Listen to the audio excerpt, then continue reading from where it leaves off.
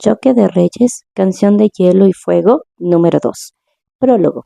La cola del cometa rasgaba el amanecer. Era una brecha roja que sangraba sobre los riscos de Roca Dragón, como una herida en el cielo rosa y púrpura.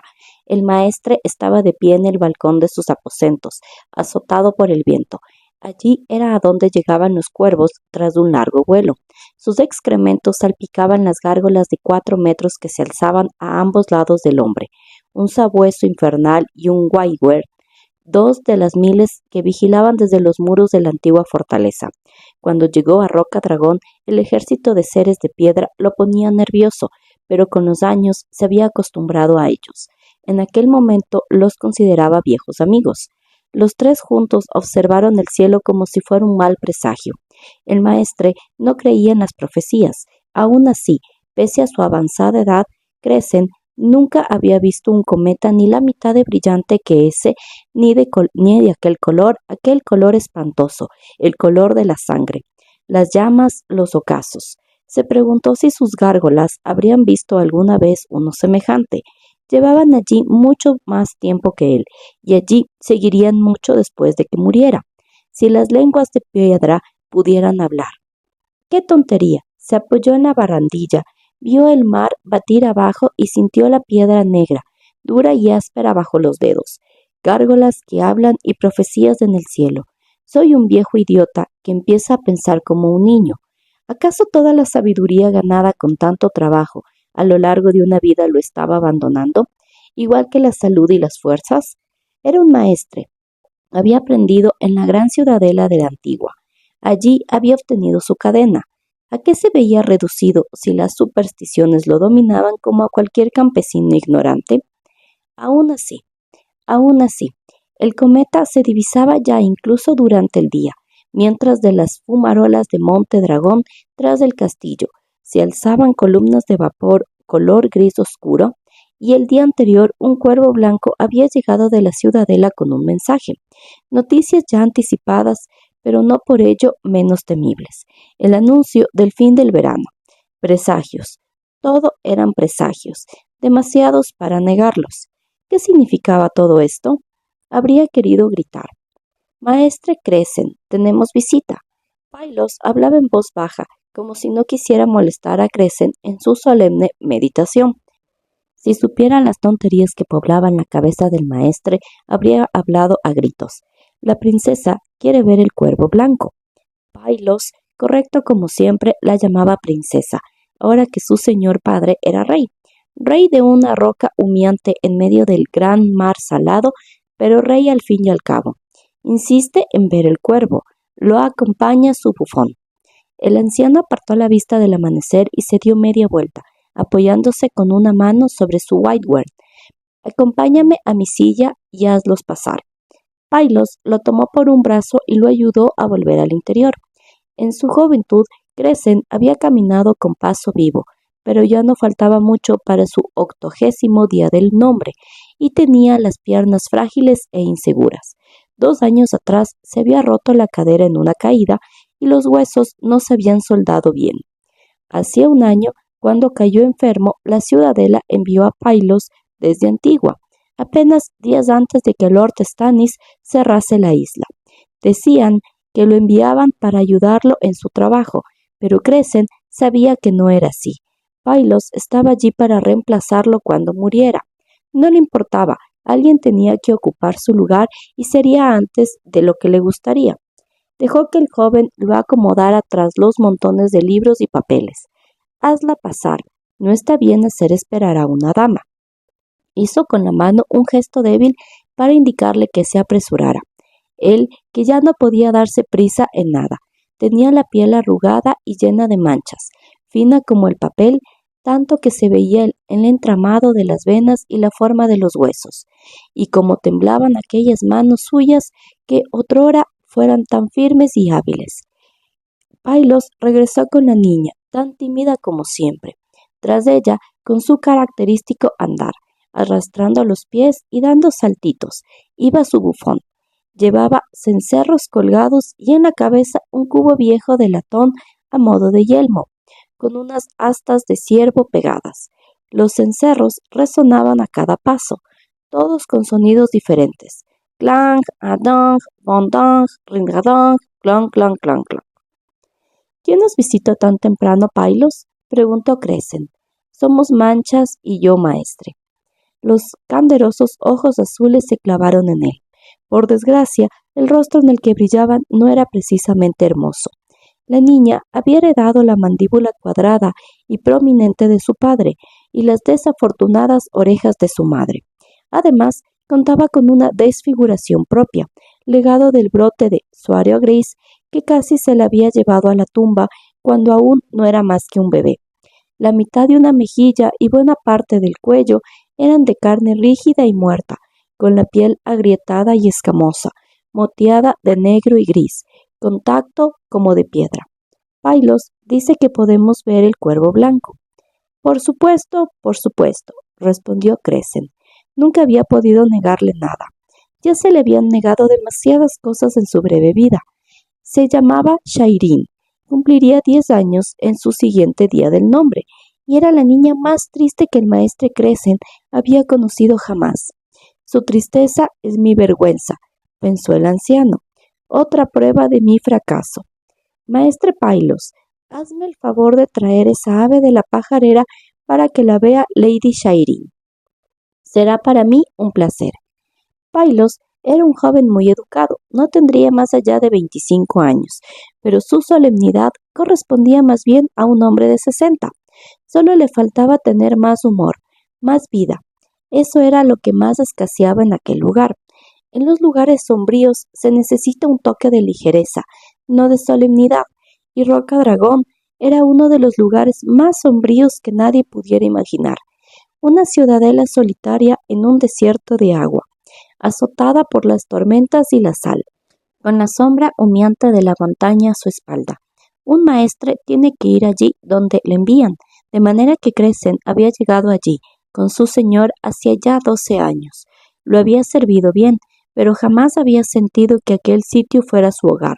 En los últimos tiempos, cuando despertaba de algún sueño inquieto en el que siempre estaba presente la mujer roja, le costaba recordar dónde se encontraba. El bufón volvió la cabeza a Manchas para ver cómo Pailos subía por las escaleras de hierro que llevaban a la pajarera. Los cencerros sonaron al ritmo del movimiento. Bajo el mar, los pájaros tienen escamas en vez de plumas, dijo. Clan, clan, clan, clan. Lo sé, lo sé.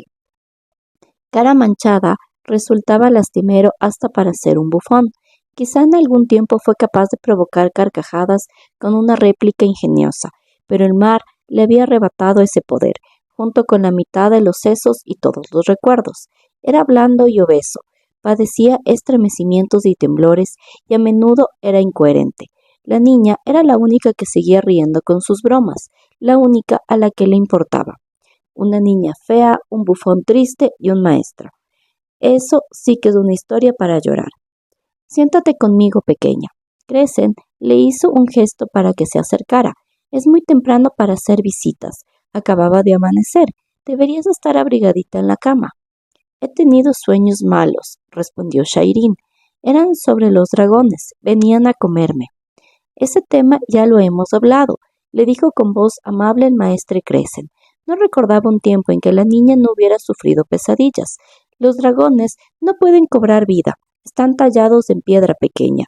En tiempos ya muy lejanos, nuestra isla era el fortín más occidental del gran feudo franco de Valiria. Los valirios erigieron esta ciudadela y conocían formas de tallar la piedra que nosotros ya hemos olvidado. Todo castillo debe tener una torre allí donde se encuentran dos muros. Es necesario para defenderlo. Los valirios dieron forma de dragones a esas torres para que la fortaleza pareciera aún más temible, y también por eso coronaron los muros con 1 millar de gárgolas, y no con simples almenas. Tomó una manita rosada entre las suyas, frágiles y llenas de manchas, y la apretó con cariño. Así que ya ves, no hay nada que temer. ¿Y la cosa del cielo qué? Shairin no estaba nada convencida. Daya y Matriz estaban hablando junto al pozo y Daya dijo que la mujer roja le había dicho a mi madre que eso era aliento de dragón. Si los dragones tienen aliento, ¿no es porque están cobrando vida? La mujer roja, pensó el maestre Crecen con amargura. Por si no fuera bastante malo que haya llenado de locuras la cabeza de la madre, ahora está envenenando los sueños de la hija. Tendría que hablar seriamente con Daya para que no fuera difundiendo semejantes tonterías. Eso del cielo pequeña es un cometa, una estrella con cola que se ha perdido en el cielo. Pronto desaparecerá y no volveremos a verla. Te lo prometo. Shairin asentó con valentía. Mi madre dice que el cuervo blanco significa que ya no es verano. Eso es cierto, mi señora. Los cuervos blancos vienen solo de la ciudadela. Crecen se llevó los dedos a la cadena que lucía en torno al cuello. Cada uno de los eslabones estaba forjado en un metal distinto para simbolizar su dominio de las diferentes ramas del saber. El collar del maestre, el símbolo de su orden, en el orgullo de la juventud, lo había llevado con facilidad, pero ya le parecía pesado y sentía el metal frío contra la piel. Son más grandes que los otros cuervos y más listos. Los crían para llevar los mensajes más importantes. Lo enviaron para decirnos que el cónclave se ha reunido, ha estudiado los informes y mediciones que han hecho maestres de todo el reino y ha declarado que este largo verano termina ya. Ha durado 10 años, 2 ciclos y 16 días. Ha sido el verano más largo que se recuerda. ¿Y ahora hará frío? Shairin era una niña del verano. Nunca había conocido el auténtico frío. A su debido tiempo, respondió Crecen. Si los dioses son bondadosos, nos otorgarán un otoño cálido y buenas cosechas, y así podremos prepararnos para el invierno que se avecina. La gente sencilla decía que un verano largo siempre venía seguido de un invierno más largo aún, pero al maestro no le pareció oportuno asustar a la niña con cuentos como aquellos. Bajo el mar siempre es verano, canturrió Cara Manchada haciendo sonar sus cencerros. Las señoras sirenas llevan anémonas en el pelo y tejen túnicas con algas de plata. Lo sé, jejejeje. Me gustaría tener una túnica de algas de plata, dijo Shairin, dejando escapar una risita. Bajo el mar nieva hacia arriba, dijo el bufón, y la lluvia es seca como un hueso viejo. Lo sé, jejejejejeje. ¿Es verdad que nevará? Preguntó la niña. Sí, asintió Crecen, pero espero que no sea hasta dentro de unos años y que la nieve no dure demasiado tiempo. Ah, ahí viene Pylos con el pájaro. Shairin lanzó una exclamación de alegría. Hasta Crecen tuvo que reconocer que aquella ave resultaba impresionante. Era blanca como la nieve, más grande que un halcón, con los brillantes ojos negros que indicaban que no era una simple cuervo albino, sino un auténtico cuervo blanco de pura raza de la ciudadela. Ven, llamó. El cuervo extendió las alas, emprendió el vuelo y surcó la habitación con sonoros aleteos para ir a posarse en la mesa, junto a él. Iré a traer vuestro desayuno, anunció Pylos. Crecen asintió. Esta es Lady Shairin, dijo el cuervo. El pájaro movió arriba y abajo la cabeza blanca, como si asintiera. Lady graznó. Lady. La niña se quedó boquiabierta. ¿Sabe hablar? Sí, sabe unas cuantas palabras. Ya te lo he dicho, son unos pájaros muy listos. Pájaro listo, hombre listo, bufón muy listo, dijo Cara Manchada al tiempo que hacía sonar los cencerros. Empezó a canturrear. Las sombras vienen a bailar, mi señor. Bailar, mi señor. Bailar, mi señor. Entonó saltando a la pata coja, primero con un pie, luego con otro. Las sombras se van a quedar, mi señor. Quedar, mi señor. Quedar, mi señor. Con cada palabra sacudía la cabeza y los cencerros de las astas resonaban con estrépito. El cuervo blanco graznó, alzó el vuelo y revoloteó para ir a posarse en la barandilla de hierro de las escaleras que llevaban a la pajarera. Shairin pareció encogerse. No para de cantar eso. Le he dicho que no lo haga, pero no me hace caso. Me da miedo. Dile que no lo cante. ¿Y cómo voy a hacerlo? Se preguntó el anciano. Hace unos años podría haberlo hecho callar para siempre, pero ahora... Cara Manchada había llegado a Roca Dragón siendo apenas un muchachito. El recordado Lord Stefan lo había encontrado en Volantis, al otro lado del mar angosto. El rey, el viejo rey, Aerys II Targaryen, que en aquellos tiempos no estaba aún tan loco, lo había enviado a buscar una novia para el príncipe Rhaegar, que no tenía hermanas con las que pudiera contraer matrimonio. Hemos visto a un bufón espléndido, escribió a Crescent 15 días antes de la fecha prevista para su regreso de la infructífera misión. No es más que un niño, pero es ágil como un mono y tan ingenioso como una docena de cortesanos. Sabe hacer juegos malabares, acertijos y trucos mágicos, y canta maravillosamente en 4 idiomas. Hemos comprado su libertad y esperamos llevarlo a casa con nosotros. A Robert le encantará, y quizá hasta enseñe a reír a Stannis. Crescent se entristecía cada vez que recordaba aquella carta. Nadie enseñó nunca a Stannis a reír, y desde luego no lo hizo el pequeño cara manchada. La tormenta se desencadenó de repente con un viento huracanado y la bahía de los naufragios hizo honor a su nombre. La galera de 2 mástiles del Señor, la Orgullo del Viento, se hundió a la vista del castillo. Desde las almenas, los 2 hijos mayores observaron cómo el barco de su padre se destrozaba contra las rocas antes de que lo engulleran las olas. Un centenar de remeros y marineros se hundieron con Lord Stephen Baratheon y su señora esposa, y durante días cada marea dejaba una nueva cosecha de cadáveres, hinchados en la costa, bajo bastión de tormentas. El chico llegó a la orilla el tercer día. El maestre Crescent había bajado con los demás para ayudar a identificar los cadáveres.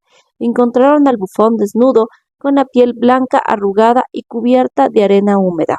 Crescent habría jurado que estaba muerto, pero cuando Yomi lo agarró por los tobillos para arrastrarlo hasta el carro funerario, el niño empezó a toser, escupió agua y se sentó. Hasta el día en que murió, Yomi siguió diciendo que la carne de cara manchada estaba fría y viscosa. Nadie pudo explicar jamás los 2 días que el bufón había pasado perdido en el mar. Los pescadores decían que a cambio de su semilla, una sirena le había enseñado a respirar agua. Cara manchada nunca dijo nada. El muchacho listo e ingenioso del que Lord Stephen había hablado en su carta no llegó a Bastión de Tormentas. El niño que encontraron apenas si podía hablar, y lo que decía carecía por completo de ingenio. Pero el rostro del bufón no permitía albergar dudas sobre su identidad. En la ciudad libre de Volantis tenían la costumbre de tatuar los rostros de los esclavos y criados, y la piel del cuello y el cuero cabelludo del niño lucían el dibujo imborrable de cuadrados rojos y verdes. Ese desdichado está loco, sufre y no sirve de nada a nadie, ni siquiera a sí mismo, declaró el viejo Ser Harbert, castellano de Bastión de Tormentas en aquellos momentos. Lo más misericordioso sería llenarle la copa con la leche de la amapola. Todo acabaría con un sueño sin dolor. Si él tuviera cerebro, nos daría las gracias. Pero Crescent se había negado a hacerlo, y al final su opinión prevaleció. Pese a los años transcurridos, nunca había llegado a saber si su victoria había supuesto una victoria también para Cara Manchada. Las sombras vienen a bailar, mi señor, bailar, mi señor, bailar, mi señor, siguió cantando el bufón, al tiempo que movía la cabeza y hacía sonar los cencerros. Bong, dong, ring-a-ling, bong, bong. Señor, chilló el cuervo blanco. Señor, señor, señor. Los bufones cantan lo que quieren, dijo el maestre a su nerviosa princesa. No te tomes en serio lo que dice. Puede que mañana se acuerde de otra canción y no vuelvas a oír a esta nunca más. Canta maravillosamente en 4 idiomas, habría escrito Lord Stephen. Maestre, con permiso, dijo Pylos, que acababa de regresar a la estancia. Te has olvidado de las gachas, señaló Crescent con una sonrisa. Aquello era impropio de Pylos. Maestre, Ser Davos regresó anoche. Lo estaban comentando en la cocina. Pensé que querrías saberlo lo antes posible. Davos, anoche, ¿y dónde está? Con el rey. Se han pasado hablando buena parte de la noche. En otros tiempos, Lord Stannis lo habría despertado, fuera la hora que fuera, para pedirle consejo. Deberían habérmelo dicho, se quejó Crescent. Deberían haberme despertado. Tess entrelazó sus dedos de los de Shairin. Perdóname, mi señora, pero tengo que ir a hablar con tu señor padre. Pylos, deja que me apoye en tu brazo. En este castillo hay demasiados escalones. Me parece que cada noche ponen unos pocos más solo para fastidiarme. Shairin y Cara Manchada salieron con ellos, pero la niña no tardó en cansarse del paso lento del anciano y lo adelantó. El bufón la siguió, sacudiendo los cencerros que resonaban como locos. Crescent era muy consciente de que un castillo no era el lugar más adecuado para una persona frágil, y lo fue más todavía al bajar por la escalera circular de la Torre del Dragón Marino. Lord Stannis estaría sin duda en la cámara de la mesa pintada, en la parte más alta del tambor de piedra, el torreón central de Rocadragón, llamado así porque sus muros milenarios rugían y retumbaban durante las tormentas. Para llegar allí tenían que cruzar la galería, atravesar la muralla intermedia y la interior con sus gárgolas guardianas y sus puertas de hierro negro, y subir tantas escaleras que Crescent preferiría no pensar en eso. Los jóvenes subían los peldaños de dos en dos. Para los ancianos con caderas lastimadas, cada uno representaba una tortura. Pero a Lord Stannis jamás se le ocurriría ir a verlo, de manera que el maestre se resignó a padecer aquel tormento. Al menos contaba con la ayuda de Pylos, cosa por la que se sentía muy agradecido.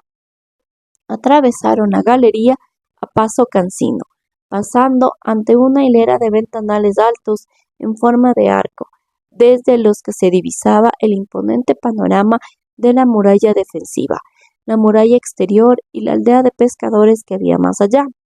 En el patio, los arqueros practicaban al grito de tensar, apuntar, disparar. El sonido de las flechas era como el de una bandada de pájaros que emprendieran el vuelo. Los guardias patrullaban por los adarves y vigilaban entre las gárgolas a las huestes acompañadas en el exterior. El humo de las hogueras poblaba el aire de la mañana. 3000 hombres se aprestaban a desayunar sentados bajo los estandartes de sus señores. Más allá, el fondeadero estaba abarrotado de barcos. En los 6 últimos meses no se había permitido partir a ninguna nave que se hubiera acercado a Rocadragón. La furia de Lord Stannis, una galera de 3 cubiertas y 300 remos, casi parecía pequeña al lado de las panzudas carracas y cocas que la rodeaban. Los hombres que montaban guardia en el exterior del tambor de piedra conocían de vista a los maestres y los dejaron pasar. «Espera aquí», dijo Crescent a Pylos una vez en el interior. «Lo mejor será que vaya a verlo yo solo». «Maestre, hay muchas escaleras». «No creas que no lo sé». Crescent sonrió. «He subido por estos peldaños tantas veces que conozco cada uno por su nombre». Pero a medio camino ya lamentaba la decisión. Se había detenido para recuperar el aliento y calmar el dolor de la cadera cuando oyó el sonido de unas botas contra la piedra y se encontró cara a cara con Ser Davos Seaworth, que bajaba en aquel momento. Davos era un hombre menudo que llevaba la baja estirpe escrita claramente en el rostro. Se cubría los hombros con una capa verde muy usada, manchada de salitre y descolorida por el sol, y llevaba un jubón y unos calzones color marrón a juego con su pelo y sus ojos castaños. Tenía la barbita corta, salpicada de hebras grises, y ocultaba la mano izquierda mutilada con un guante de cuero. Se detuvo al ver a Crescent. «Ser Davos, ¿cuándo habéis vuelto?», saludó el maestre. «En lo más oscuro de la noche, mi hora favorita». Se decía que nadie jamás había peluteado un barco de noche ni la mitad de bien que Davos Manicorto. Antes de que Lord Stannis lo nombrara caballero, había sido el contrabandista más famoso y escurridizo de los 7 reinos. «¿Noticias?». «Ha sido tal como vos le dijiste», contestó el caballero meneando la cabeza. «No se alzarán por su causa, maestre. No sienten ningún afecto por él». «No», pensó Crescent, «ni lo sentirán jamás. Es fuerte, capaz y justo. Sí, y sabio, quizá en exceso, pero con eso no basta. Con eso no ha bastado nunca». ¿Hablaste con todos? ¿Con todos? No, solo con los que quisieron recibirme. Por mí tampoco sienten afecto esos nobles. Para ellos siempre seré el caballero de la cebolla. Apretó la mano izquierda, cerrando los muñones de los dedos en un puño. Stannis le había hecho cortar la última articulación de todos, excepto del pulgar. Comí con Julian Swan y con el viejo Penrose, y los Tart accedieron a reunirse conmigo a medianoche en un bosque. Los demás, bueno, Beric Dondarrion ha desaparecido. Se dice que ha muerto, y Lord Caron está con Renly. Ahora es Bryce en naranja, de la Guardia Arcoíris. ¿La Guardia Arcoíris? Renly ha creado una guardia real, explicó el antiguo contrabandista, pero sus 7 hombres no van de blanco, cada uno tiene un color. Loras Tyrell es del Lord Comandante. Aquello era muy propio de Renly Baratheon, muy acorde con sus gustos, una nueva orden de caballeros, espléndida, con ropajes nuevos que todo el mundo admiraría. Ya de niño le habían gustado los colores vivos y los tejidos de calidad, tanto como los juegos. «Mírame todos», gritaba mientras corría, riendo por los pasillos de Bastión de Tormentas. «Mírame todos, soy un dragón», o bien «Mírame todos, soy un mago», o bien «Mírame, mírame, soy el dios de la lluvia». El muchachito osado de pelo negro, indómito y los ojos llenos de alegría era ya un hombre adulto de 21 años y aún seguía jugando. «Mírame todos, soy un rey», pensó Crescent con tristeza. «Oh, Renly, Renly, mi niño querido, ¿sabes qué estás haciendo? Y si lo sabes, ¿te importa? ¿Es que soy el único que se preocupa por él? ¿Qué razones te dieron los señores para sus negativas?», preguntó a Ser Davos. «Algunos buenas palabras, otros palabras rudas, unos me dieron excusas, otros hicieron promesas, y unos cuantos se limitaron a mentir».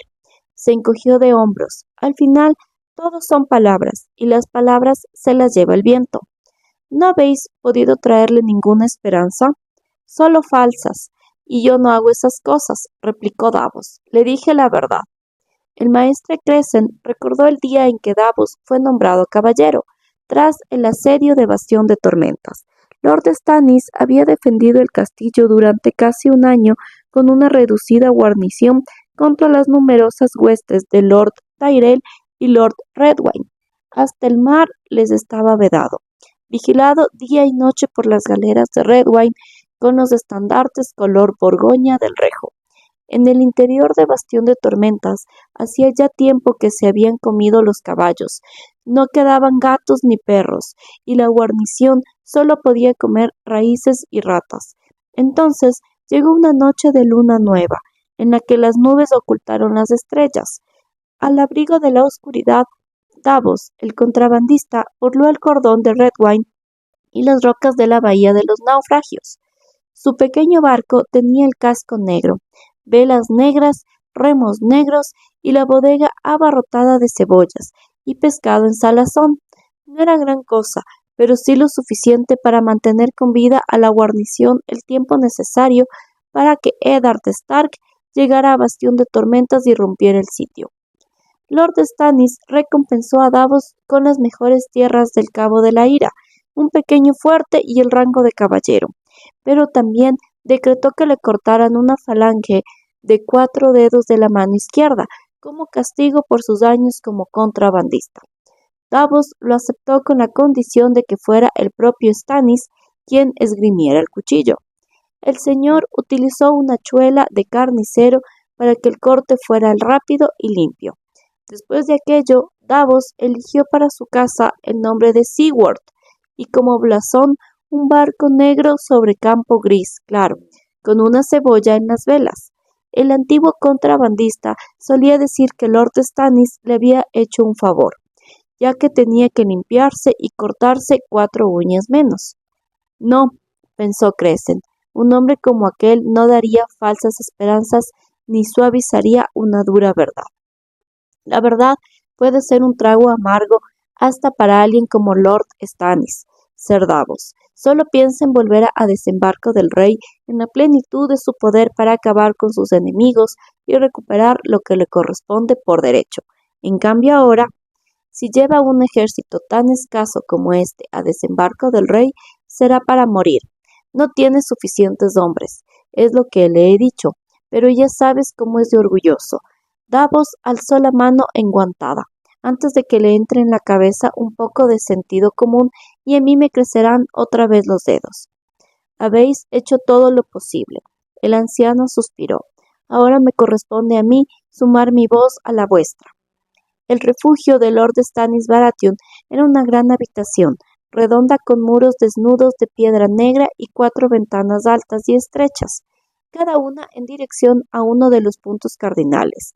En el centro de la cámara había una gran mesa que le daba su nombre, una inmensa tabla de madera tallada por orden de Aegon Targaryen, en los días anteriores a la conquista. La mesa pintada tenía más de 15 metros de largo y la mitad de ancho en uno de los extremos, pero apenas unos pies en el otro. Los carpinteros de Aegon le habían dado la forma de tierra de poniente, trazando con las sierras todas las bahías y penínsulas, de manera que la mesa no tenía ni un borde liso. En la superficie, oscurecida por 300 años de barnices, estaban pintados los 7 reinos, tal como eran en tiempos de Aegon: ríos y montañas, castillos y ciudades, lagos y bosques. En toda la estancia no había más que una silla, situada con precisión en el punto exacto que ocupaba Roca Dragón ante la costa de Poniente, y elevada sobre una plataforma con peldaños para proporcionar una buena vista de toda la superficie de la mesa. La silla la ocupaba un hombre vestido con un chaleco de cuero ajustado y calzones de lana marrón. Al oír entrar al maestre Crescent, alzó la vista.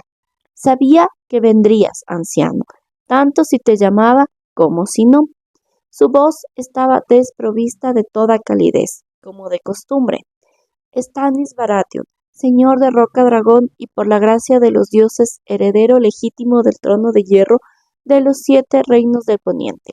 Tenía hombros anchos y miembros nervudos, y carnes y rostro tan tensos que parecían de cuero secado al sol hasta endurecerse, como el acero. La palabra que más se utilizaba para definir a Stannis era duro, y duro era, ciertamente. Aún no había cumplido 35 años, pero solo le quedaba una franja estrecha de fino pelo negro que le pasaba por detrás de las orejas como la sombra de una corona. Su hermano, el difunto rey Robert, se había dejado crecer la barba en sus últimos años de vida. El maestre Crescent no lo había visto, pero se decía que era una barba salvaje, espesa, fiera. Casi como respuesta, Stannis mantenía las patillas y los bigotes bien cortos. Eran como una sombra de un color negro azulado que le cruzaba la mandíbula cuadrada y las hondonadas huesudas de las mejillas. Sus ojos eran como heridas abiertas, bajo unas cejas gruesas, tan azules y oscuros como el mar en la noche. Su boca habría sido la desesperación del más gracioso de los bufones. Era una boca creada para los bufidos, las reprimiendas y las órdenes cortantes, de labios finos y músculos tensos, una boca que había olvidado cómo sonreír y nunca había sabido abrirse en una carcajada. En ocasiones, cuando todo estaba tranquilo y silencioso, en medio de la noche, al maestre Crescent le parecía que podía oír a Lord Stannis, chirriando los dientes al otro lado del castillo. En otros tiempos me habrías despertado, dijo el anciano. En otros tiempos eras joven, ahora eres viejo, estás enfermo y te hace falta dormir. Stannis jamás había aprendido a suavizar las palabras para fingir o adular. Decía lo que pensaba, sin importarle lo más mínimo si eso afectaba a los demás. Sabía que te enterarías pronto del mensaje de Davos, como de costumbre, ¿no? De lo contrario, no te serviría de ninguna ayuda, respondió Crescent. Me he encontrado a Davos en la escalera, y supongo que te habrá contado todo. Tendría que haberle cortado la lengua, además de los dedos. Entonces, no te habría sido muy útil como mensajero. Con lengua tampoco me ha sido útil como mensajero. Los señores de la tormenta no se alzarán por mí, por lo visto no les gusto, y el hecho de que mi causa sea justa no significa nada para ellos. Los más cobardes se quedarán sentados tras sus murallas, a la espera de ver hacia dónde soplan los vientos y quién tiene próxima la victoria. Los valientes se han aliado con Renly. ¡Con Renly!, escupió el hombre como si fuera un veneno para la lengua. Vuestro hermano es el señor de Bastión de Tormentas desde hace 13 años. Esos señores son sus vasallos juramentados. Sus vasallos, lo interrumpió Stannis, cuando por derecho deberían ser los míos. Nunca pedí Roca Dragón, nunca lo quise, lo tomé porque los enemigos de Robert estaban aquí y él me condenó a erradicarlos. Construí su flota, hice su trabajo, obediente como debía ser un hermano pequeño con su hermano mayor, como debería ser Renly conmigo. ¿Y cómo me lo agradece Robert? Me nombra señor de Roca Dragón y entrega Bastión de Tormentas y todas sus rentas a Renly. Bastión de Tormentas perteneció a la casa Baratheon durante 300 años.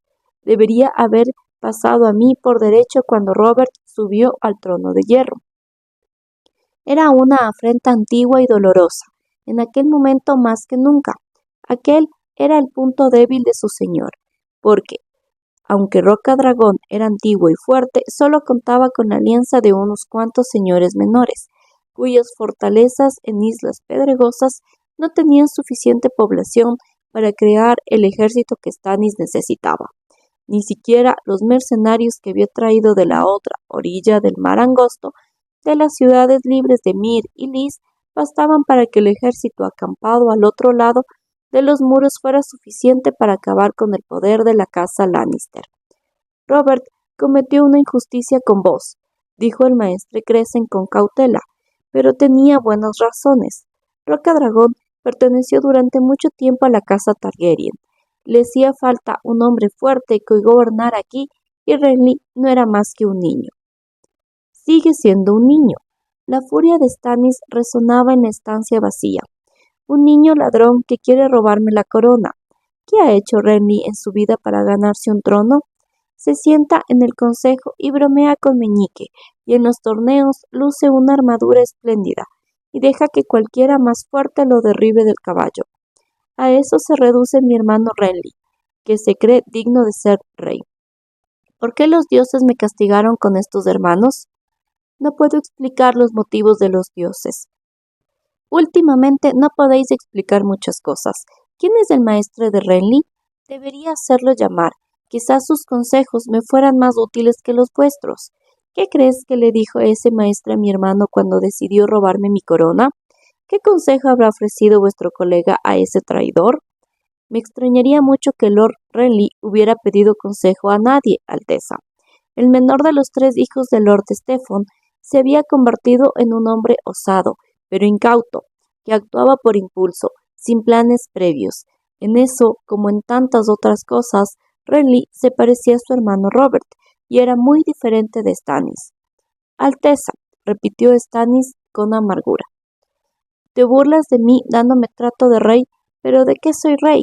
Roca Dragón y unas cuantas piedras en el mar angosto. Ese es mi reino. Bajó de la plataforma de la silla y se quedó junto a la mesa. Su sombra se proyectaba sobre la desembocadura del río Aguas Negras y sobre el bosque pintado donde se encontraba desembarco del rey. Aquel era el reino que exigía, lo tenía al alcance de la mano, y sin embargo estaba tan lejos. Esta noche voy a cenar con mis señores vasallos, con los pocos que tengo, Celtigar, Velaryon, Bar-Aemon y los demás. Un grupo patético, la verdad sea dicha, pero son lo único que me han dejado mis hermanos. Ese pirata laiceno de Salador Saan vendrá con la última lista de todo lo que le debo, y Morosh de Myr me recomendará precaución por culpa de las mareas y los temporales de otoño, mientras que Lord Sunglass, siempre tan pío, no dejará de hablar de la voluntad de los 7. Celtigar me preguntará qué señores de la tormenta se van a unir a nosotros. Velaryon amenazará con retirar sus fuerzas a menos que ataquemos pronto. ¿Qué les voy a decir? ¿Qué debo hacer? Vuestros verdaderos enemigos son los Lannister, mi señor, respondió el maestre Crescent. Si vuestro hermano y vos hicieran causa común contra ellos, no voy a hacer tratos con Renly, replicó Stannis en un tono que no admitía discusión. Al menos mientras siga proclamándose rey. Entonces no trates con Renly, cedió el maestre. Su señor era orgulloso y testarudo. Una vez tomaba una decisión, no habría manera de hacerlo cambiar. Hay otros que también se pueden adecuar a vuestras necesidades. El hijo de Eddard Stark ha sido proclamado rey en el norte. Tiene el apoyo de todas las fuerzas de Invernalia y Aguas Dulces. Es un niño, dijo Stannis, y otro falso rey. ¿Acaso tengo que aceptar un reino desmembrado? Medio reino es mejor que nada, insistió Crescent. Y si ayudas al chico a vengar la muerte de su padre, ¿por qué voy a vengar a Eddard Stark? Para mí no significaba nada. Oh, cierto, Robert lo adoraba, lo quería como a un hermano. ¿Cuántas veces se lo oí decir? Yo era su hermano, no Ned Stark, pero por cómo me trataba nadie lo habría dicho. Defendí Bastión de Tormentas en su nombre.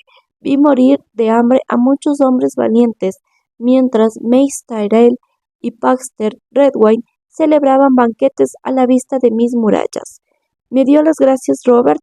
No, le dio las gracias a Stark por romper el sitio cuando ya únicamente teníamos rábanos y ratas para comer. Construí una flota por orden de Robert y capturé Roca Dragón para él. ¿Acaso me tomó la mano y me dijo, bravo, hermano, no sé qué habría hecho sin ti? No, me echó la culpa de que Willem Darry pudiera escapar con Viserys y con la cría, como si hubiera estado en mi mano impedirlo. Ocupé un puesto en su consejo durante 15 años. Ayudé a Jon Arryn a dirigir el reino mientras Robert se emborrachaba y se iba de putas, pero cuando Jon murió, ¿acaso me nombró mano? No, corrió en busca de su querido amigo Ned Stark y le ofreció a él ese honor. Pues mira para lo que les ha servido a los dos. Así han sido las cosas, mi señor, dijo el maestre Crescent con voz amable. Se han cometido muchas injusticias con vos, pero el pasado no es más que un recuerdo. El futuro aún puede ser vuestro, si te unes a los Stark. También hay otros que pueden convertirte. ¿Qué? ¿Te parece Lady Arryn? Si la reina asesinó a su esposo, no cabe duda de que querrá hacerle justicia. Tiene un hijo pequeño, el heredero de Jon Arryn. Tal vez si prometieras a Shireen con él. Es un crío débil y enfermizo, se opuso Lord Stannis. Hasta su padre se daba cuenta.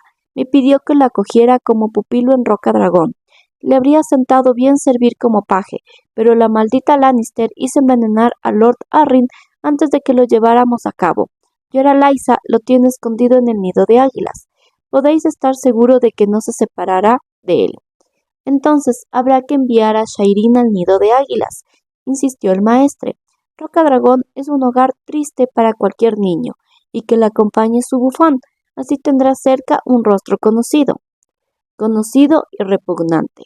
Stannis frunció el ceño pensativo, pero puede que valga la pena intentarlo. ¿Acaso el legítimo señor de los 7 reinos tiene que suplicar ayuda a viudas y usurpadores? Preguntó bruscamente una voz de mujer. Mi señora, dijo el maestre Crescent volviéndose e inclinando la cabeza, molesto por no haberla oído entrar. Yo no suplico, soltó Stannis con un bufido. A nadie, más te vale tenerlo presente, mujer. Me complace oírlo, mi señor. Lady Celis era tan alta como su esposo, de cuerpo flaco y rostro delgado, orejas prominentes, nariz afilada y una sombra de bigote en el labio superior. Se lo quitaba con unas pinzas cada día y lo maldecía constantemente, pero siempre volvía a crecerle. Sus ojos eran claros, su boca firme y su voz como un látigo. En aquel momento lo hizo restallar. Lady Arryn te debe lealtad, al igual que los Stark, tu hermano Renly y todos los demás. Eres su legítimo rey. No sería correcto que suplicaras y negociaras por lo que te corresponde por la gracia de Dios. Habría dicho Dios, no dioses. La mujer roja se la había ganado en cuerpo y alma. Le había hecho apartarse de los dioses de los 7 reinos, tanto de los nuevos como de los antiguos, para adorar al que llamaban Señor de la Luz. Tu Dios se puede guardar su gracia, replicó Lord Stannis, que no compartía la devoción de su esposa por la nueva fe. Lo que necesito son espadas, no bendiciones. ¿Acaso tienes escondido un ejército del que aún no me has hablado? En la voz de Stannis no había afecto alguno. Siempre se había sentido incómodo en compañía de mujeres, incluso de su esposa. Cuando fue a desembarco del rey para ocupar un puesto en el consejo de Robert, dejó a Selyse y a su hija en Roca Dragón. Escribió pocas cartas e hizo aún menos visitas.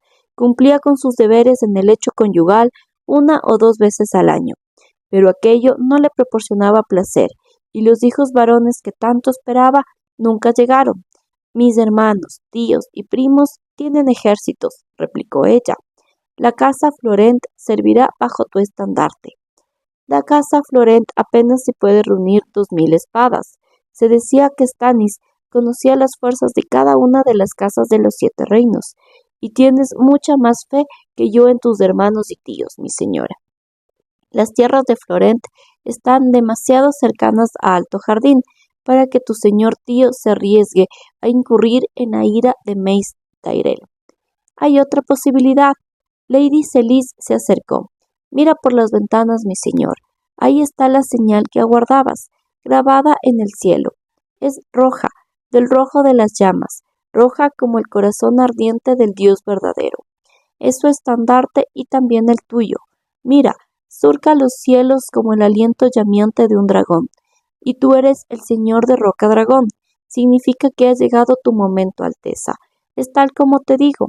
Significa que debes zarpar de esta roca desolada como hizo en su momento Aegon el Conquistador, para arrasarlo todo a su paso igual que él. Solo tienes que dar la orden y abrazar el poder del Señor de la Luz. ¿Cuántas espadas podrá en mi mano el Señor de la Luz? Exigió Stannis de nuevo. Tantas como necesites, le prometió su esposa. Para empezar, las espadas de Bastión de Tormentas y las de Alto Jardín y las de todos sus señores vasallos. Davos no opina lo mismo, replicó Stannis. Esas espadas han jurado lealtad a Renly. Adoran a mi hermano pequeño con todo su encanto, igual que adoraban a Robert, y como nunca me adorarán a mí. Sí, dijo ella, pero si Renly muriera. Stannis miró a su esposa con los ojos entrecerrados durante largo rato hasta que Crescent no pudo guardar silencio. Eso no hay ni que pensarlo, Alteza, pese a las tonterías que ha hecho Renly. ¿¿Tonterías? Traiciones. Stannis dio la espalda a su esposa. Mi hermano es joven y fuerte, cuenta con el apoyo de un gran ejército y con esa guardia arcoíris que ha creado. Melisandre ha mirado en las llamas y lo ha visto muerto. Un fratricidio. Crescent estaba horrorizado. Mi señor, eso es una maldad. Impensable. Por favor, escúcheme. ¿Y qué le dirás, maestre? Lady Selyse le dirigió una mirada calculadora. ¿Qué puede conseguir medio reino si se arrodilla ante los Stark y vende nuestra hija a Lysa Arryn? Ya he escuchado vuestro consejo, Crescent, dijo Lord Stannis. Ahora quiero oír el suyo. Puedes retirarte. El maestre Crescent dobló una rodilla entumecida. Mientras recorría trabajosamente la estancia en dirección a la salida, sentían los ojos de Lady Selyse clavados en la espalda. Cuando llegó al pie de las escaleras, apenas si podía mantenerse erguido. «Ayúdame», pidió a Pylos.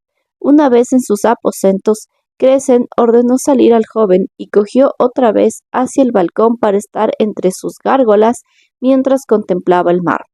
Uno de los navíos de guerra de Salador Saan navegaba por las aguas que rodeaban el castillo. Su alegre casco con rayas pintadas cortaba las aguas verde grisáceo a medida que los remos se alzaban y volvían a hundirse en ellas. Lo estuvo observando hasta que lo perdió de vista tras un cabo. Ojalá mis temores pudieran desaparecer con tanta facilidad. ¿Había vivido tanto tiempo solo para ver aquello? Cuando un maestre se ponía su collar, renunciaba a tener hijos, pero Crescent se había sentido padre de todos modos. Robert, Stannis, Renly, 3 hijos a los que había criado después de que la furia del mar se cobrara la vida de Lord Stephen. ¿Lo había hecho tan mal como para que uno de ellos acabara matando a otro? No podía permitirlo, no iba a permitirlo. La mujer estaba en el núcleo de todo aquello. Lady Selyse no, la otra. La mujer roja, como la llamaban los criados. que tenían miedo de decir su nombre en voz alta. Yo pronunciaré su nombre, dijo Crescent a su sabueso infernal de piedra. Melisandre. Ella. Melisandre de Ashai, hechicera, portadora de sombras y sacerdotisa del R'hllor, el señor de la luz, el corazón de fuego, el dios de la llama y la sombra. Melisandre, cuya locura no debía extenderse más allá de Roca Dragón, no lo podía permitir. Sus ojos, acostumbrados a la luz de la mañana, tardaron en habituarse a la penumbra de la estancia. El anciano encendió una vela con manos temblorosas y la llevó al taller que había bajo las escaleras de la pajarera, donde tenían los ungüentos, pócimas y medicinas bien ordenados en estantes. En el más bajo, entre una hilera de remedios en frascos cuadrados de barro, encontró una pequeña redoma de cristal color índigo, no más grande que su dedo meñique. El contenido resonó cuando la agitó. Crescent sopló para quitar una espesa capa de polvo y se la llevó a la mesa. Se dejó caer en la silla, quitó el tapón y vertió el contenido de la redoma. Una docena de cristales del tamaño de semillas cayó sobre el pergamino que había estado leyendo. A la luz de la vela brillaban como piedras preciosas, de un color tan púrpura que el maestre pensó que jamás había visto nada igual.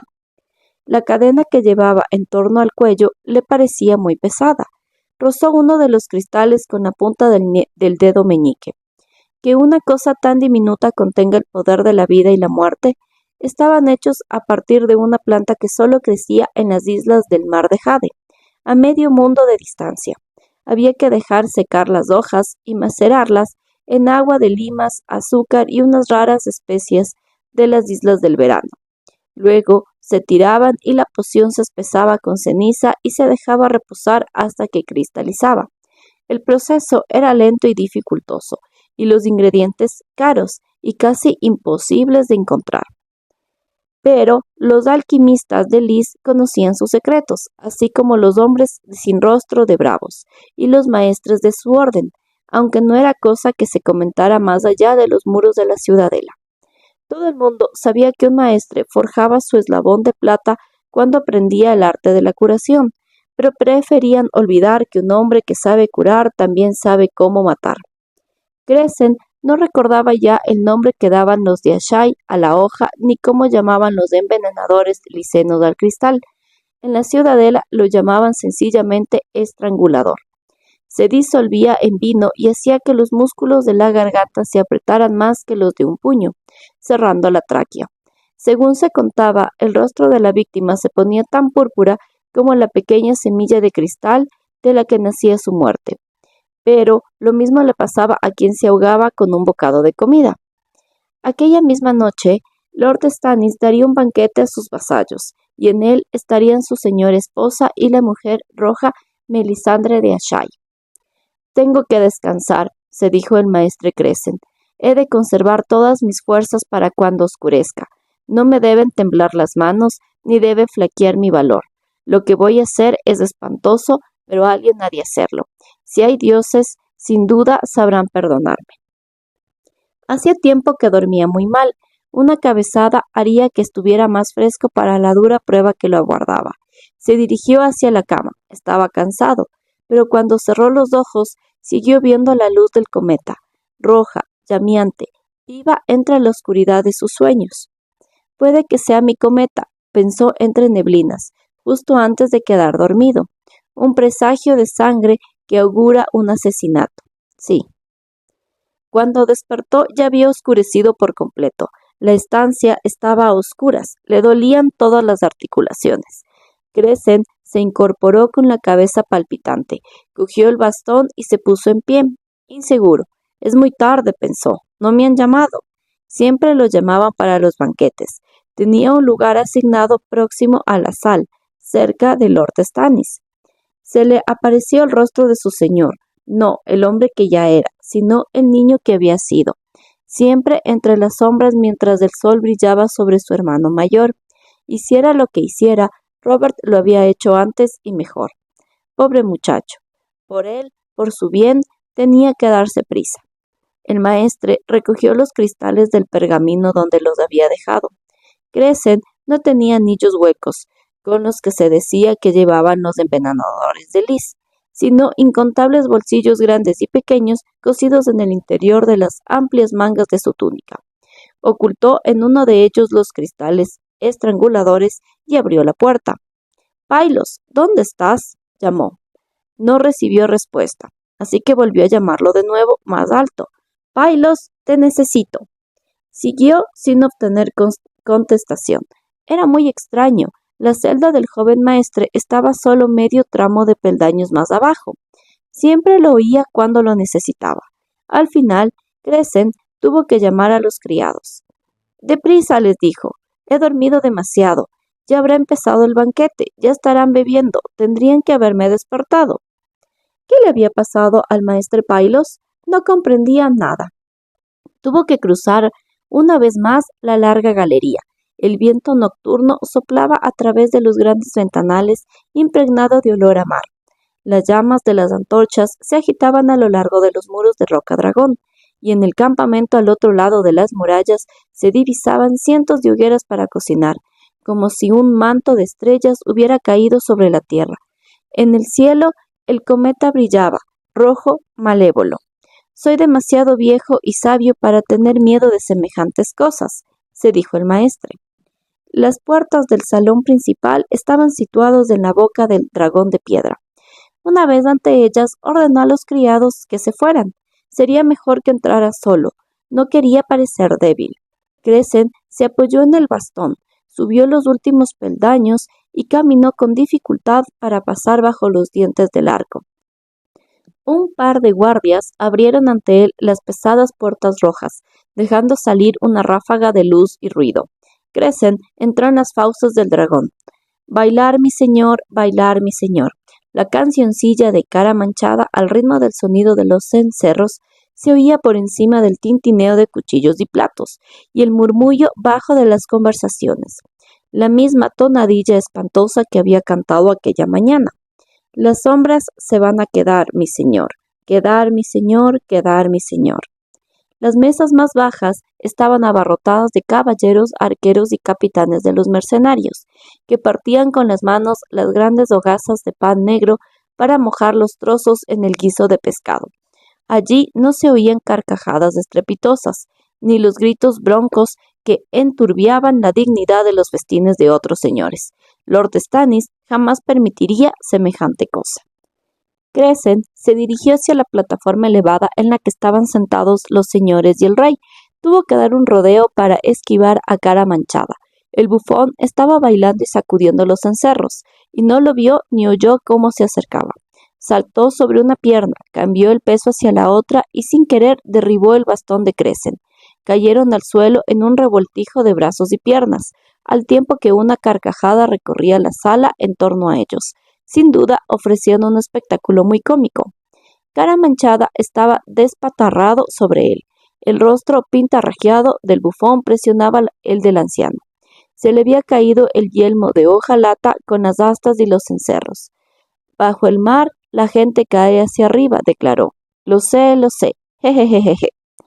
El bufón dejó escapar una risita, rodó a un lado y se puso en pie de un salto y empezó a bailar. El maestre trató de salvar la dignidad.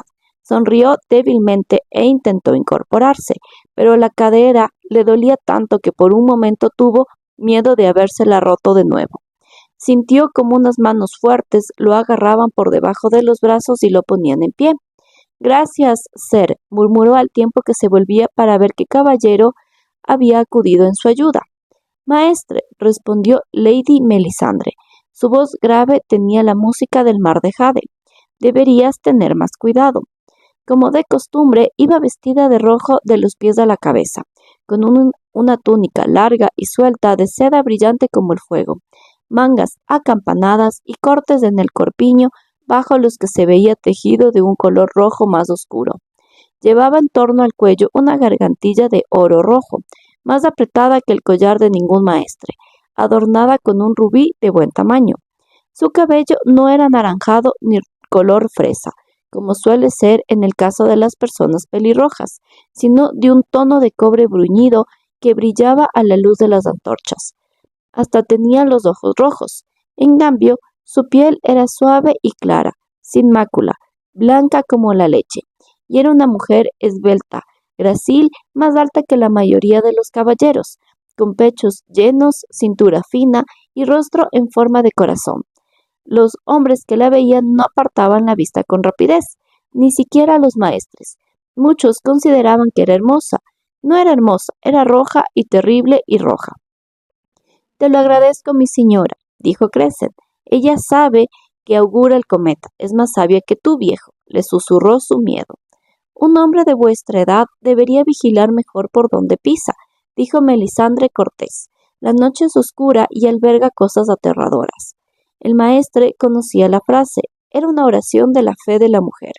No importa, yo también tengo mi fe. Solo los niños temen a la oscuridad, le dijo. Pero de fondo, mientras lo decía, se oía a Cara Manchada otra vez con su cancioncilla. Las sombras vienen a bailar, mi señor, entonaba. Bailar, mi señor, bailar, mi señor. Esto sí que es una paradoja, dijo Melisandre, un bufón inteligente y un sabio estúpido. Se inclinó, recogió del suelo el yelmo de Cara Manchada y lo puso sobre la cabeza de Crescent. El cubo se le deslizó sobre las orejas y los cencerros tintinearon. Una corona a juego con vuestra cadena, Lord Maestre, anunció. A su alrededor las carcajadas se acrecentaron. Crescent apretó los labios e hizo un esfuerzo por controlar la ira. Aquella mujer creía que era un anciano indefenso, pero antes de que acabara la noche descubriría que no era así. Quizá estuviera viejo, pero seguía siendo un maestre de la ciudadela. No me hace falta una corona, sino la verdad, le dijo al tiempo que se quitaba el yelmo del bufón. En este mundo existen verdades que no se aprenden en Antigua. Melisandre le dio la espalda en un torbellino de seda roja y se dirigió hacia la mesa elevada, a la que estaban sentados el rey Stannis y su reina. Crescent tendió a Cara Manchada el cubo con astas y fue a seguirla. El maestre Pylos estaba sentado en su lugar. El anciano se detuvo y se quedó mirándolo. Maestre Pylos, dijo al final, no me has despertado. Su Alteza me ordenó que te dejara descansar. Pylos tuvo al menos la decencia de sonrojarse. Me dijo que no hacía falta que estuvieras presente. Crescent paseó la mirada por los caballeros, capitanes y señores, repentinamente silenciosos. Lord Celtigar, viejo y amargado, llevaba un manto de dibujos de cangrejos rojos bordados en granates. El atractivo Lord Velaryon vestía ropas de seda verde mar con un caballito de mar de oro blanco en la garganta, a juego con su larga cabellera rubia. Lord Bar-Aemon, ese muchacho regordete de 14 años, iba envuelto en terciopelo púrpura con ribetes de foca blanca. Sir Axel Florent seguía igual de poco agraciado pese a las ropas rojizas y las pieles de zorro. El piadoso Lord Sanglas lucía adularias en torno al cuello, la muñeca y los dedos, y el capitán laiceno Salador San era todo él un destello de raso escarlata, oro y piedras preciosas. El único que vestía con sencillez era Ser Davos, con su casaca marrón y su manto de lana verde. También fue el único que le sostuvo la mirada, con los ojos llenos de compasión. Estás muy viejo y enfermo, anciano. Ya no me eres útil. Parecía la voz de Lord Stannis, pero no podía ser él. No, era imposible. De ahora en adelante mi consejero será Pylos. Ya se encarga él de los cuervos, puesto que tú no puedes subir a la pajarera. No quiero que te mates sirviéndome. El maestre Crescent parpadeó. Stannis, mi señor, mi muchachito, triste y hosco, hijo que nunca tuve, no puedes hacer esto. No sabes cuánto me he ocupado de ti. No sabes que he vivido por ti, que he querido pese a todo. Sí, yo te he querido más que a Robert o a Renly, porque tú eras al que nadie quería, el que más necesitaba de mí. Como desees, mi señor, fue lo que dijo. Pero estoy hambriento, ¿no tendré un lugar en vuestra mesa? A tu lado, mi lugar está a tu lado. Sería un honor para mí que el maestre se sentara a mi lado, Alteza, dijo Ser Davos levantándose del banco. Como quieras. Lord Stannis se volvió para decirle algo a Melisandre, que se había sentado a su derecha, en un lugar de gran honor. Lady Celis estaba a la izquierda de su esposo y lucía una sonrisa tan brillante y quebradiza como las joyas con que se adornaba. Demasiado lejos, pensó Crescent desanimado, fijándose en el lugar donde estaba sentado Davos. Entre el contrabandista y la mesa elevada se encontraban la mitad de los señores vasallos. Para ponerle el estrangulador en la copa, tengo que estar más cerca. ¿Pero cómo? Cara Manchada se dedicó a hacer cabriolas mientras el maestre caminaba con paso cansino hacia la mesa, hacia el lugar que ocupaba Davos Seward. Aquí comemos peces, anunció el bufón en tono alegre, blandiendo un bacalao a modo de cetro. Bajo el mar, los peces nos comen a nosotros. Lo sé, jejejejeje. Sir Davos se apartó a un lado para dejarle sitio en el banco. Esta noche todos deberíamos llevar trajes de colores, dijo sombrío a Crescent mientras se sentaba, porque este asunto es una bufonada de principio a fin. La mujer roja ha visto la victoria en sus llamas, así que Stannis piensa lanzarse a la conquista aún con las cifras en contra. Si esa mujer se sale con la suya, me temo que todos veremos lo que vio Cara Manchada, el fondo del mar. Crescent se metió las manos en las mangas como para calentárselas. Sus dedos rozaron los bultitos duros de los cristales de Nalana. Lord Stannis. Stannis, que estaba hablando con la mujer roja, se volvió, pero la que replicó fue Lady Celis. Nada de Lord, Alteza, si no te importa. Está viejo, su mente desvaría, le dijo el rey con tono seco. ¿Qué necesitas, Crescent? Si tienes intención de hacerte a la mar, es imprescindible que hagas causa común con Lord Stark y Lady Arryn. No voy a hacer causa común con nadie, replicó Stannis Baratheon. Igual que la luz no hace causa común con la oscuridad, añadió Lady Celis tomándole la mano. Stannis asintió. Los Stark quieren robarme la mitad de mi reino, igual que los Lannister me han robado el trono, y mi querido hermano me ha robado las espadas y las fortalezas que me corresponden por derecho. Todos son usurpadores, todos son mis enemigos. Lo he perdido, pensó Crescent desesperado. Si pudiera acercarse a Melisandre sin que lo advirtieran, lo único que necesitaba era estar un instante al lado de su copa. Eres el heredero legítimo de vuestro hermano Robert, dijo a la desesperada, el verdadero señor de los 7 reinos, y el rey de los Ándalos, los Rionar y los primeros hombres, pero no podréis triunfar si no cuentas con aliados. Tiene un aliado, dijo Lady Celis, R'hllor, el señor de la luz, el corazón de fuego, el dios de la llama y la sombra. Los dioses no son aliados de confianza, insistió el anciano, y ese en concreto no tiene ningún poder aquí. ¿Eso crees? El rubí del cuello de Melisandre reflejó la luz cuando volvió la cabeza hacia Crescent, y durante un instante al anciano le pareció que brillaba tanto como el cometa. Si piensas seguir diciendo tonterías, deberías ponerte de nuevo vuestra corona, maestre. Sí, asintió Lady Celis, el yelmo de manchas. Te sienta bien, viejo. Póntelo de nuevo, si quieres yo te lo mando.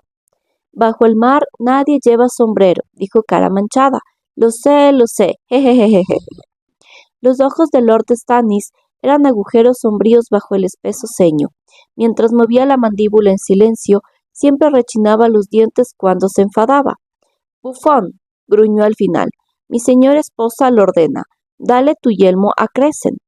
No, pensó el anciano maestre. Este no eres tú no eres así. Siempre fuiste justo, duro, pero no cruel. Jamás, no entendías las burlas igual que no entendías las risas. Cara Manchada se acercó bailoteando, haciendo resonar los cencerros. El maestre se quedó sentado en silencio mientras el bufón le ponía el cubo astado. Crescent inclinó la cabeza bajo el peso. Los cencerros sonaron. De ahora en adelante deberías dar los consejos cantando, dijo Lady Celis. Estás yendo demasiado lejos, mujer, replicó Lord Stannis. Es un anciano y me ha servido bien. Y te serviré hasta el final, mi buen señor. Mi pobre hijo solitario, pensó Crescent, porque de repente había visto la manera de hacerlo. La copa de Sir Davos estaba ante él, todavía medio llena de tinto agrio. Cogió un copo de cristal de su manga, lo apretó entre el índice y el pulgar y extendió la mano hacia la copa. Con movimientos suaves, con destreza, no puedo temblar. Rezó y los dioses fueron bondadosos con él. En un abrir y cerrar de ojos ya no tenía nada entre los dedos. Hacía años que sus manos no eran tan firmes ni sus movimientos tan fluidos. Davos lo había visto, pero nadie más. De eso estaba seguro. Se levantó con la copa en la mano. Puede que sí, haya sido un estúpido. Lady Melisandre, ¿queréis compartir conmigo una copa de vino? En honor a vuestro Dios, vuestro Señor de la Luz. Un brindis por su poder. Como quieras, dijo la mujer roja mirándolo atentamente. Sentía que todos estaban pendientes de ellos. Davos lo intentó detener cuando se alejaba del banco. Le agarró la manga con los dedos que Lord Stannis le habría mutilado. ¿Qué estás haciendo? Susurró. Lo que debo hacer, respondió el maestre Crescent, por el bien del reino y por el alma de mi señor. Se liberó de la mano de Davos, no sin derramar una gota de vino sobre la alfombra. La mujer se reunió con él al pie de la mesa elevada. Todos los ojos estaban clavados en ellos, pero Crescent solo veía los suyos. Seda roja, ojos rojos, el rubí rojo de su garganta, labios rojos curvados en una sombra de sonrisa. Cuando puso la mano sobre la suya en torno a la copa, tenía la piel caliente y febril. No es tarde, maestre, aún puedes derramar el vino. No, susurró él ronco. No, como quieras. Melisandre de Asshai le cogió la copa de las manos y bebió un largo trago. Cuando se la devolvió, apenas si quedaba un sorbo de vino. Y ahora tú. Le temblaban las manos, pero se obligó a ser fuerte. Un maestre de la ciudadela no debía tener miedo. Sintió el sabor agrio del vino en la lengua. La copa vacía se le escurrió de entre las manos y se hizo añicos contra el suelo. Sí tiene poder aquí, mi señor, dijo la mujer, y el fuego purifica. El rubí de su garganta brillaba rojo. Crescent trató de responder, pero las palabras se le atravesaron en la garganta. Se oyó un silbido agudo, espantoso. Cuando intentó tomar aire, unos dedos de hierro se le cerraron en torno al cuello. Mientras caía de rodillas, sacudió la cabeza una vez más. La negaba a ella, negaba su poder, negaba su magia, negaba a su Dios. Los cencerros de sus astas tintineaban y parecían decir bufón, bufón, bufón, mientras la mujer roja lo miraba desde arriba con miseración y las llamas de las velas danzaban en sus ojos rojos, rojos, rojos.